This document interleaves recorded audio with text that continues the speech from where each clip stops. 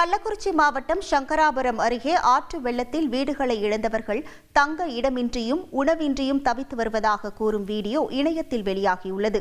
மூங்கில் துறைப்பட்டு அண்ணா நகர் பகுதியில் தென்பெண்ணை ஆற்று வெள்ளம் புகுந்து 14 வீடுகள் தரைமட்டமாகின.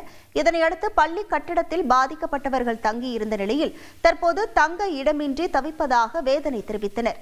மேலும் உணவின்றி தவிக்கும் தங்களுக்கு ஏதேனும் உதவி செய்ய வேண்டும் என அவர்கள் கோரிக்கை விடுத்துள்ளனர். ஆற்றுல வந்த தண்ணியில் பொண்டாட்டி பிள்ளைங்க மட்டும்தான் காப்பாற்ற முடியும். மீதி எல்லாம் அடிச்சுன்னு போயிடுச்சு. பிள்ளைங்க துணி எதுவுமே கிடையாது. நாங்கள் இன்றைக்கி முகாமில் ஒரு நாள் ரீடிங் மண்டபம் விட்டாங்க. அடுத்து பார்த்தீங்கன்னா பள்ளிக்கூடத்தில் விட்டாங்க.